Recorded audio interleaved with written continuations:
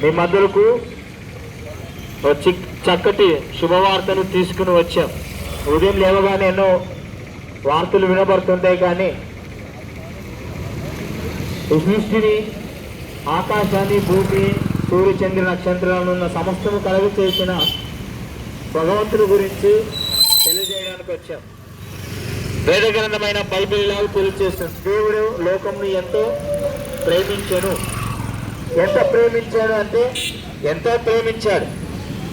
ఆయన ప్రేమకు లెక్కలు లేవు, అవధులు లేవు, ఎవరు కూడా వర్ణించలేరు. అంతగా ప్రేమించాడు. ఉదయం వెళ్ళగానే గాలిని తీసుకుంటున్నాం అంటే సూర్యుడు ఉదయిస్తున్నాడు. పండ్లు, ఈ ప్రకృతిలో అన్ని కూడా అనుభవిస్తున్నాం. ఇవన్నీ కూడా అనుభవించడానికి కారణం భగవంతుడు అనుగ్రహించిన దయ, కృప.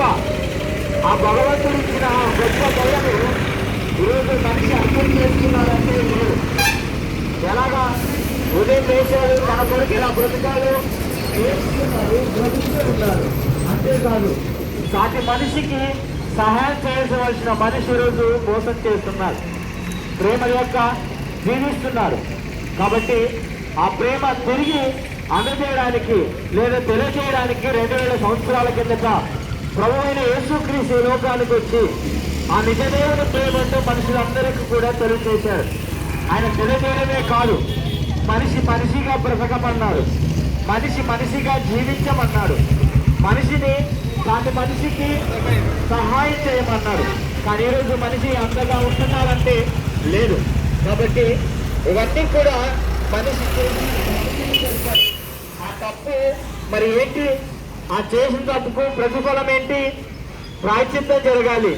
మరి ఆ ప్రాయశ్చిత్తం జరిగించడానికి యేసు ప్రభు 2000 సంవత్సరాల కింద ఈ భూమికి వచ్చి నిర్దోషిగా బ్రతికి ఏ పాపము చేయకుండా కలవశిలో నీ కొరకు నా కొరకు చనిపోయి సమాధి చేయబడి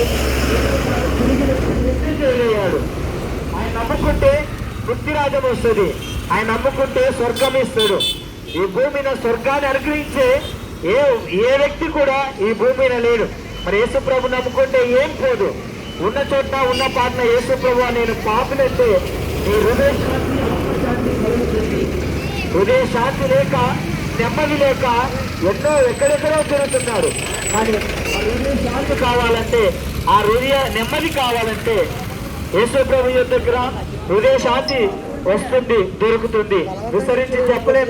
ఆయన గురించి తెలుసుకోవాలంటే టీవీలో వినబడుతున్న యేసు ప్రభు మాటలు విని గ్రహించవలసిందిగా మరొకసారి ప్రేమతో తెలియజేస్తూ ఈ మాటలు ముగిస్తున్నాను. మిమ్మల్ని కుటుంబాలను దీవించును గాక.